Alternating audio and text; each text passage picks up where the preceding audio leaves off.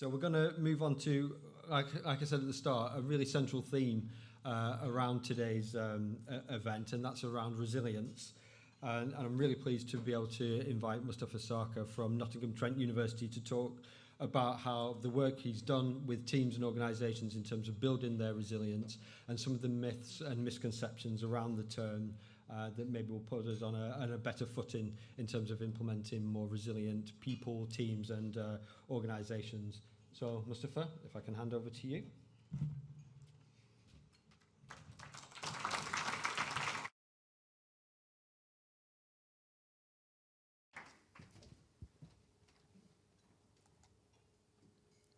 Afternoon, everyone. Thank you, Craig, for the introduction, and thank you for the invite to the SGA team to present today. Really, real pleasure to present with this audience. So my name is Mustafa Sarkar. I'm an Associate Professor of Sport and Performance Psychology at Nottingham Trent University. I've been doing research around the topic of resilience in sport over the last 10 or 15 years. But although I'm an academic at heart, I think something I'm really, really passionate about is not just doing research for the sake of doing research, but actually doing research that can actually have an impact in practice. So I've been fortunate to work with teams and organisations around developing resilience and psychological safety, and I hope that kind of applied and practical aspects of today's session will kind of come through. So what I'd like to do kind of within the session, just kind of split it into kind of three main parts. So as Craig mentioned, I'm initially going to talk a little bit about some of the common myths and misconceptions about resilience. Resilience, I think, has become a little bit of a buzzword. So hopefully we can kind of think about ensuring clarity around what resilience is, but equally importantly, what resilience is not. I'm going to hopefully talk a little bit about, for me, the importance of kind of language and terminology when it comes to resilience. Within one of those myths, I do want to talk a little bit about the role of the environment when it comes to developing resilience. Often when we think about resilience, we focus on the individual. We don't often think about the environment. And I want to talk a little bit about the environment and specifically introduce you to a framework that we've used with teams and organizations to help kind of audit the environment that organizations might be in. And then within the environment, one of the key features that we've kind of identified is this idea of kind of psychological safety, another buzzword actually in relation, in comparison with resilience as well. But talk about some principles that I think could be useful to think about how you might create psychological safety in practice. I guess why kind of ensure clarity of kind of this kind of term? As I said, I think resilience has become a bit of a buzzword in the sports sector. And I think as a result of that, the word resilience is starting to be lost in translation. And as a result of that, I think that's kind of led to quite a lot of misunderstanding.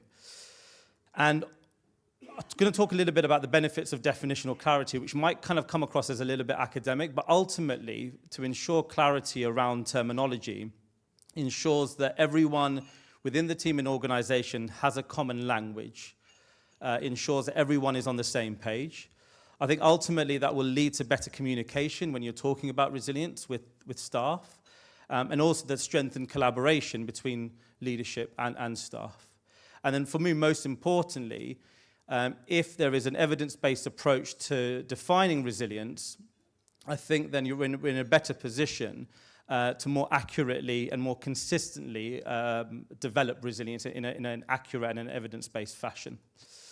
So I'm just going to use an example in terms of why I think language around resilience is so crucial.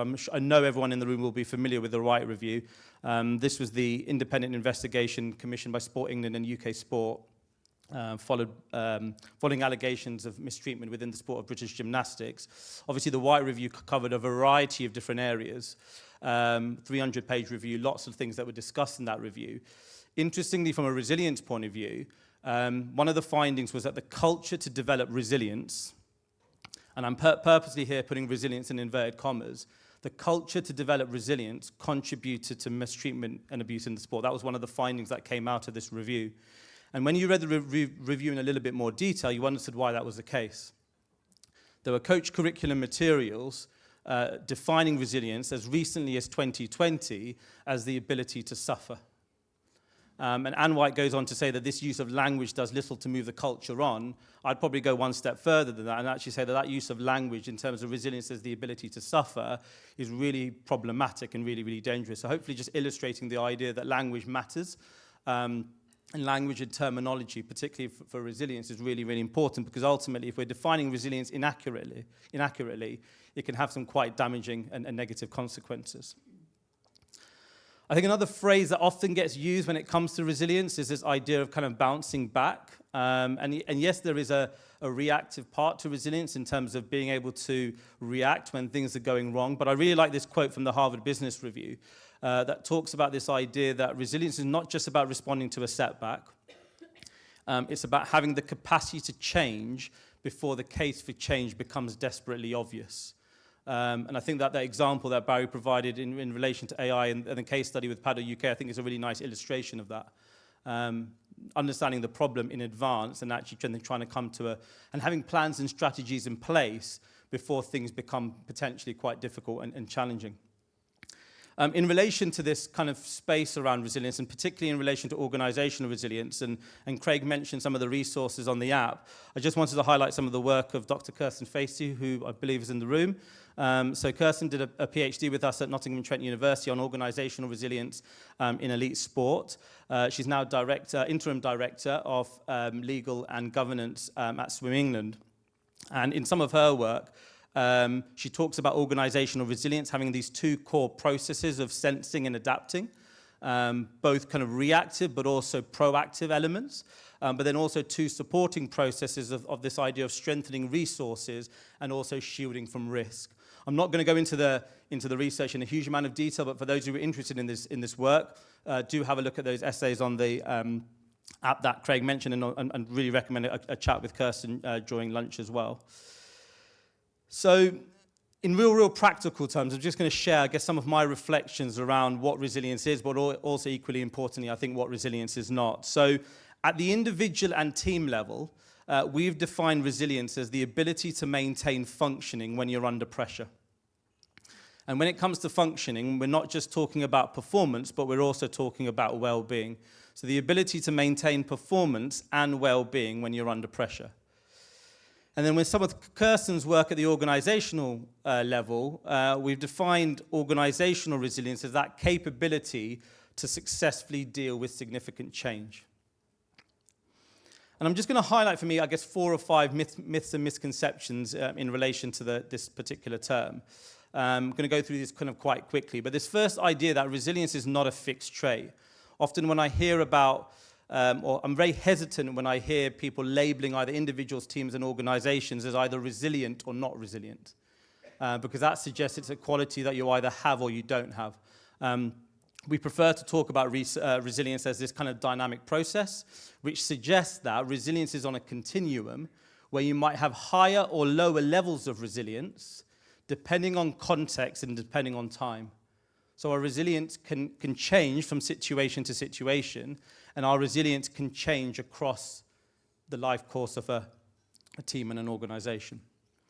Resilience also isn't automatically developed by default. Often people will say to me, Mustafa, isn't resilience just about experience? And experience is important. I'm sure some of you would have heard the quote about you don't learn from experience, you learn from reflecting on experience. So actually resilience is cultivated by design. Resilience needs to be intentionally and ideally proactively cultivated, not automatically assuming that resilience is just going to develop over time. I think for me, the third myth is really, really important, and this is, again, an article in the Harvard Business Review, that resilience is not about endurance. And this may be where some of that White review or definition about that resilience as the ability to suffer has come through. That idea that resilience is about working harder, working longer. But actually, there's a lot of research to suggest that there's a strong link between resilience and our ability to rest and recharge. Number 4, and I think Alison kind of touched upon this, is the idea that resilience is not about the absence or suppression of emotions. Actually, those individuals who demonstrate resilience actually face a lot of negative emotions, feelings of shame, guilt, embarrassment. And it's not that they don't experience those emotions, they're just better able to firstly accept those emotions and then take the time to process and manage those emotions. So thinking about resilience is as our thought and emotional awareness, not the absence or suppression of emotions. And then the fifth myth, which is the main one that I want to focus on today, is this idea that resilience should not be seen as solely an individual endeavor or responsibility. Often when we think about resilience development, we think about it as an individual task. But actually what I'm going to argue today is that actually resilience needs to be seen as relational, depending on cultivating high-quality relationships, but also that resilience is environmental. The environmental conditions that are created can either facilitate resilience or can potentially undermine resilience. So that's the one I'm going to mainly kind of focus on in the remaining part of the session. And I guess whenever I talk about resilience and I guess the role of the environment, some of you might kind of come across this quote before. This doesn't apply directly to resilience, but I think it has some overlap. That when a flower doesn't bloom, you fix the environment in which it grows, not the flower. Often when we think about resilience, we often focus on the flower. We're not necessarily thinking about the plant food, the watering, the sunlight, etc. Some of you might have come across this quote before, certainly not taking credit for it. I came across this on LinkedIn.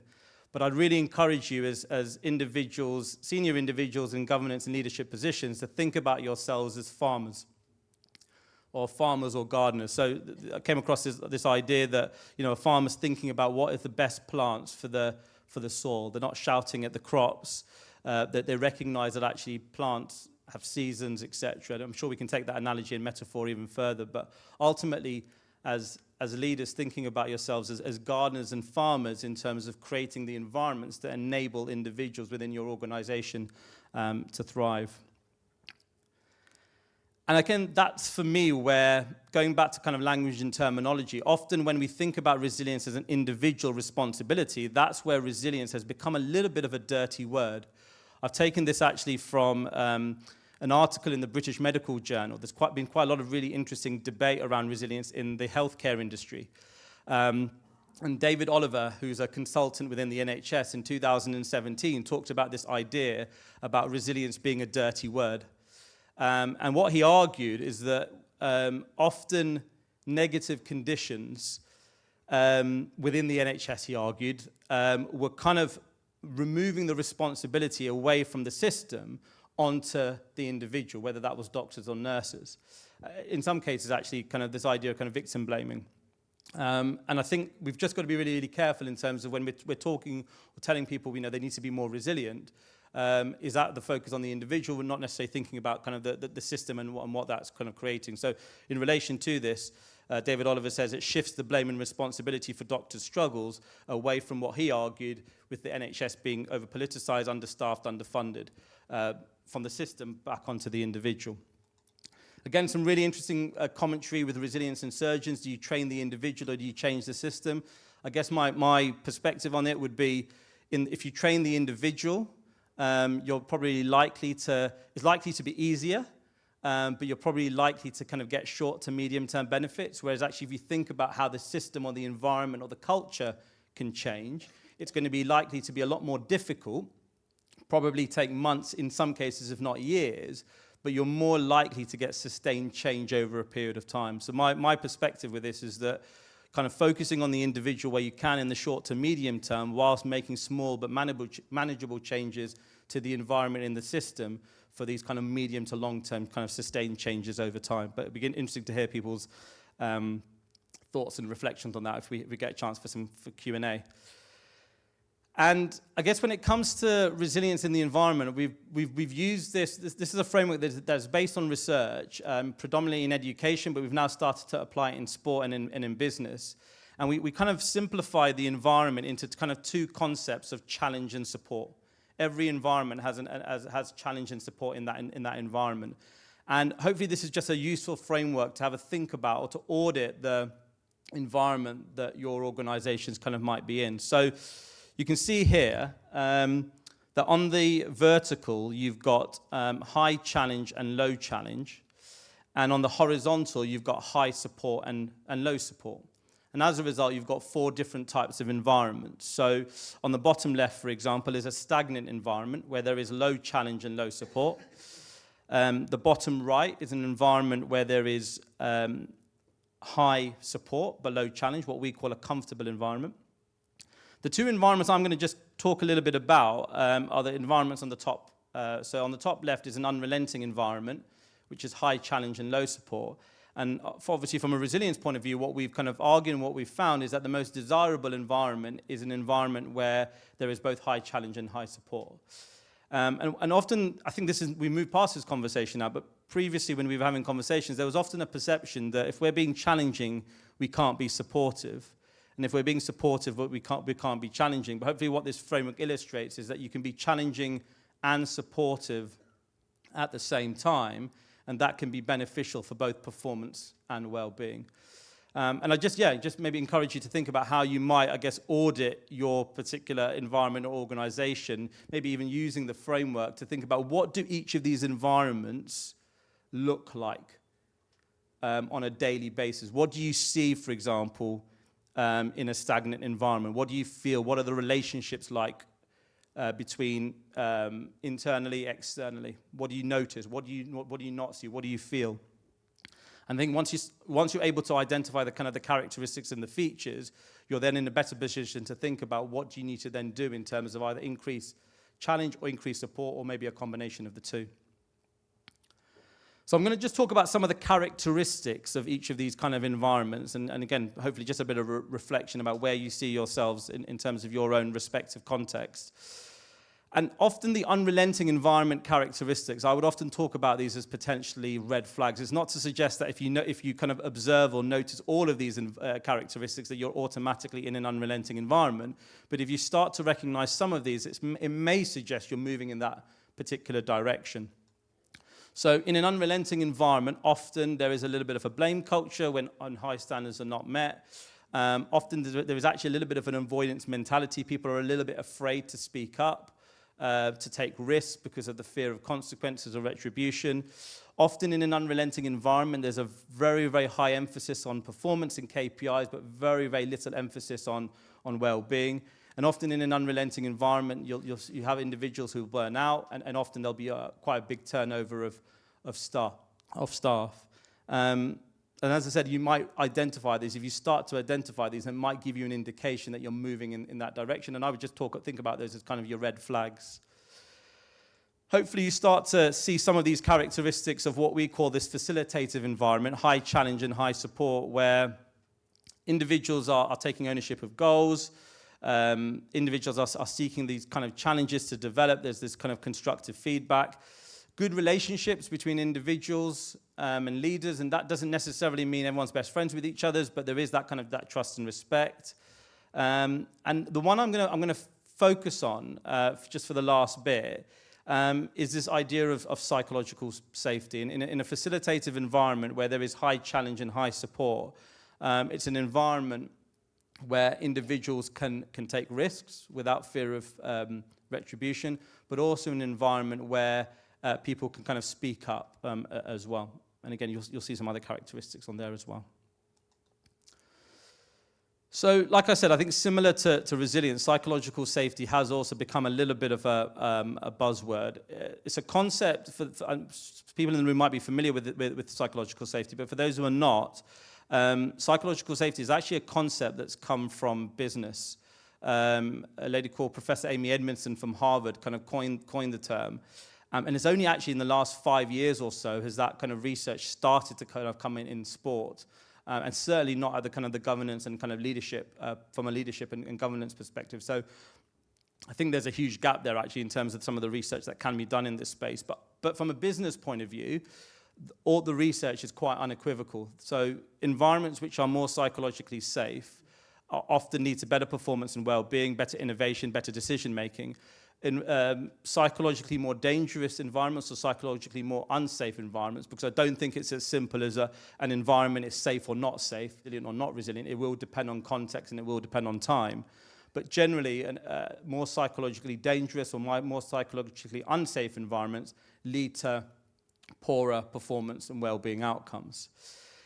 Again, like I said, from a terminology point of view, I think one thing to really highlight is that psychological safety is not the same as creating a safe space. I think there's a little bit of myth to suggest that psychological safety is all about creating an environment that is quite cozy, quite comfortable, quite nice, quite supportive.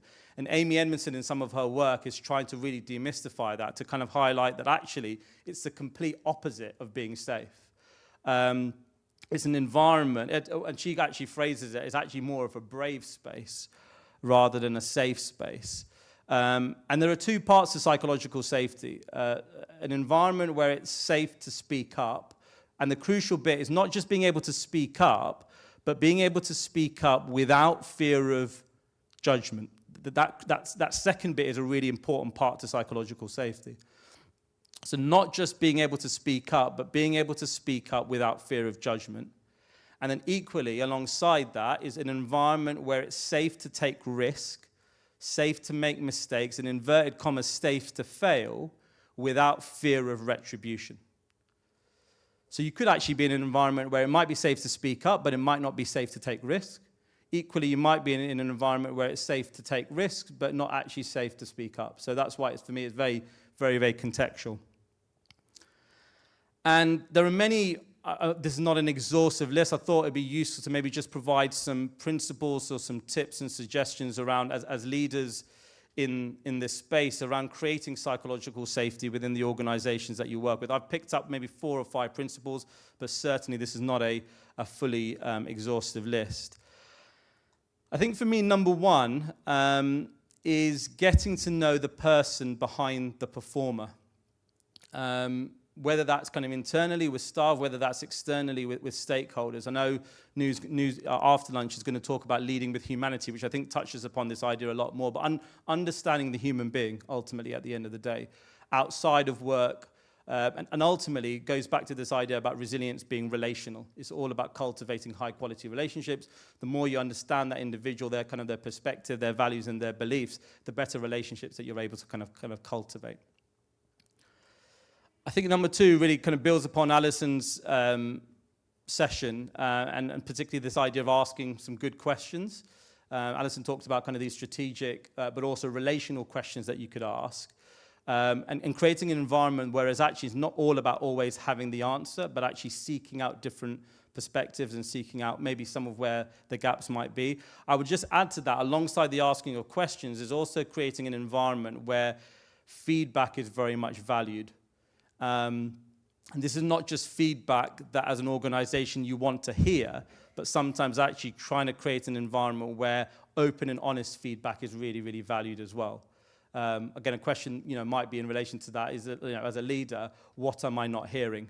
What are you not telling me? It's just these kind of questions that might help to instigate things that people might not be sharing.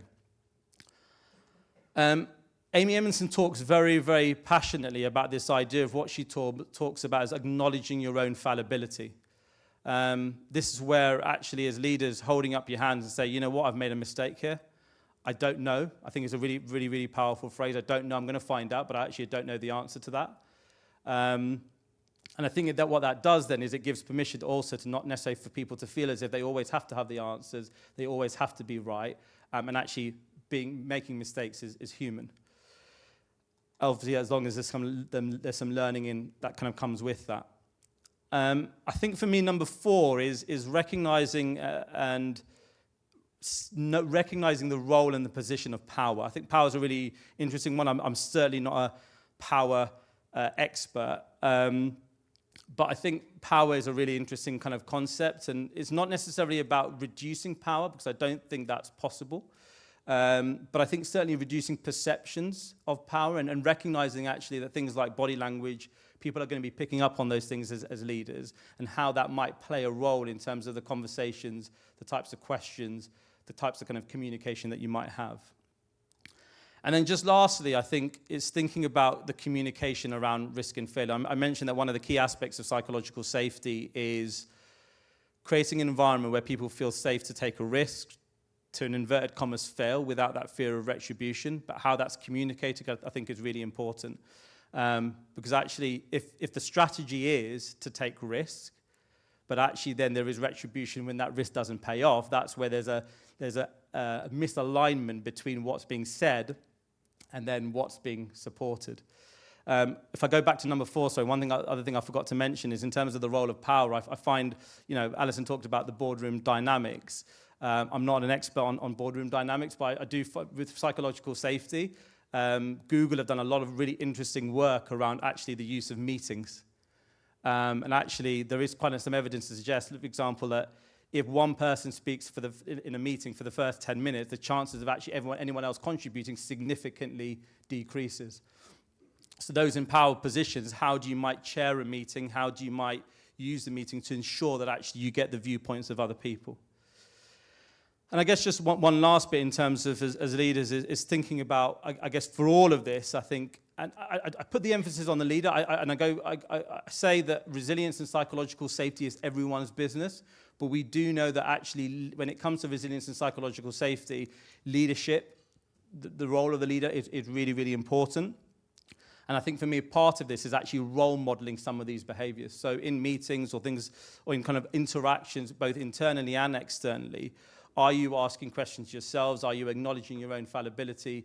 How are you communicating when it comes to risk and failure? I came across this kind of infographic or kind of design in relation to this idea of responding to failure. This is done by a psychologist called Adam Grant. The actual sketch was done by someone else. But he talks a little bit about when you might praise failure. And I don't necessarily like the word blame failure, but when you might actually think about failure as something that needs to be looked at. And he kind of argues that it depends on what the reason for the failure is. So if the reason for the failure is because actually as an organization or as individuals and teams and organizations, you're kind of exploratory or hypothesis testing, you're trying to come up with something novel and you're doing that with a strategy in mind, actually that's something to be potentially praised. But actually if the failure is because of deviance or inattention, that's probably the other end of the spectrum where that's probably something that needs to be performance managed. So I thought that was just an interesting kind of perspective there around psychological safety and that communication around risk and taking risk within an organization. Just wanted to provide, I guess, just one final thought. I'll share also some readings that I'm more than happy to kind of share with people, just some practical readings around resilience and psychological safety. But I just wanted to offer one final thought before I can open up for questions. And it's this idea that where are we kind of seeing the development of resilience and psychological safety? A lot of the times people ask me, Mustafa, can you do a workshop for our team and organization around resilience and psychological safety? And I'll say I'm more than happy to do that. But just to make you aware, doing a workshop or doing resilience training, psychological safety training, that is not in itself going to develop resilience and psychological safety in a sustained fashion. If resilience and psychological safety is seen as a bit of a tick box exercise, you might get some short-term changes, but you're not going to get that sustained change unless you're looking at it as a genuine initiative to kind of to shift the environment and the culture. And again, this is where I take some of the work from the healthcare. There's a really interesting article in a nurse education journal that talks about resilience training alone is an incomplete intervention. If we think about resilience training as solely an individual endeavor, and we place the emphasis on the individual to do something about their resilience, then I think we're missing kind of the picture, and we're going to get short-term benefits, but we're not necessarily going to get that medium to long-term change that we might want to see. As I said, yeah, just leave with you. I'm happy to kind of share slides, but yeah, the first one is obviously the work from Kirsten, which I believe is on the app, sorry, and then some other work that we've done around individual and team resilience and the role of the environment. For those of you who are interested in psychological safety, Amy Edmondson's done a really, really good TED Talk, but she's also written a brilliant book that's called The Fearless Organization. There's also a very interesting white paper from the Leaders Performance Institute that talks about psychological safety as an evolving concept in the context of high-performance sport. And I've also been involved in a podcast talking a little bit about psychological safety based on some of those things from that particular podcast. So just thought I'd kind of share that. But yeah, I really hope that was been useful. I hope it's not just kind of giving some food for thought, but also some food for action. Yeah, looking forward to some questions and connecting over lunch and the rest of the day. Hope that's been useful.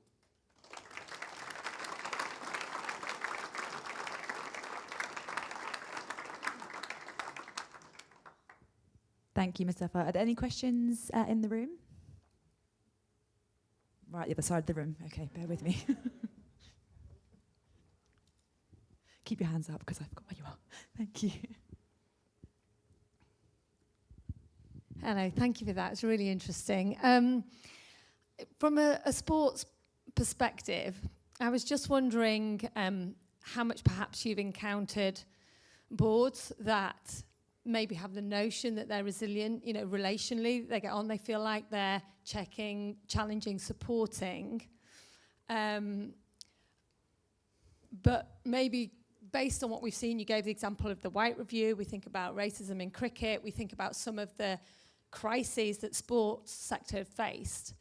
Perhaps that's when resilience is maybe tested, that they assumed this notion of a competent, healthy board, but the reality is that those significant changes that you mentioned, it is a way to test whether a board is resilient. That's when it's really comes to fruition or not. Yeah, I think that point about challenge and support, and I should have said this in the framework, that challenge and support is all about perception. So actually there might be a perception that you're creating an unrelenting environment, but actually the feeling might be actually it's a very comfortable environment for some. Others might feel that you're creating, or the perception might be you're creating a comfortable environment, but actually the perception on the ground is very unrelenting. So I think challenge and support is one of those things that it's not a definitive black and white. It is very much based on perception, and sometimes checking that perception around what we think we are creating, is that what's being seen or felt on the ground? I don't have a solution to that, but that's just my initial kind of, I guess, thoughts and observations.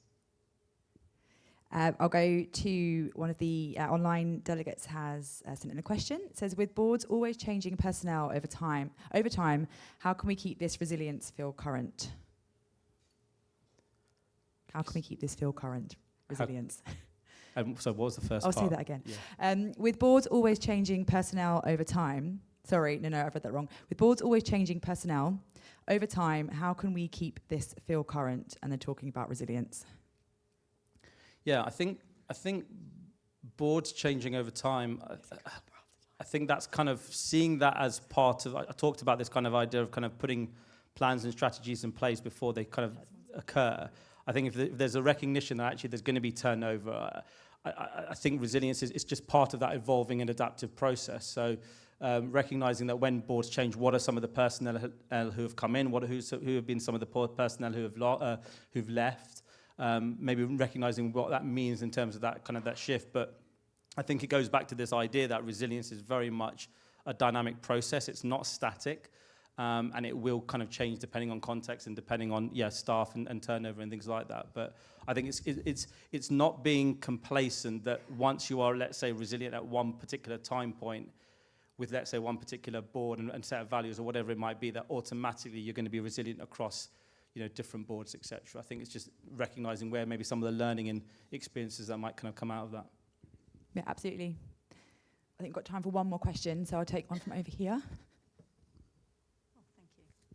Thanks very much for that. Really interesting, and actually sort of slightly challenged my own thoughts about what psychological safety is, because from a lot of what I've read and sort of heard, that isn't what a lot of people think it is, and I do feel there's quite a generational divide on this. I feel quite conscious of that. It doesn't feel, increasingly it feels like not a particularly easy place or thing to discuss for people my sort of age with people who are much younger. So how, particularly, we're here in the sports environment, how do we challenge someone who's interpreted it as meaning life must never have any stress or strain or challenge or disagreement?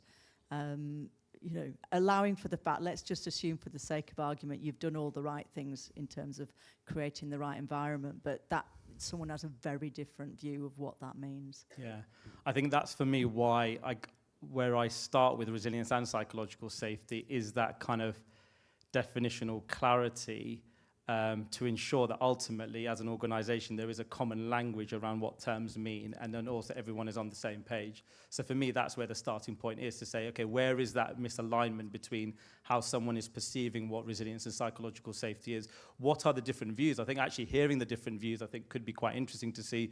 One's view on resilience is this, another person's view on resilience is that, using then maybe some of the evidence to suggest maybe what some of the myths and misconceptions are. And then again, slowly and surely over time, I think some of this stuff does take time. you're not automatically going to change someone's perception kind of straight away. But I think just having that for me, it's an educational piece. I think it's having that educational discussion and dialogue around language and terminology as a starting point anyway.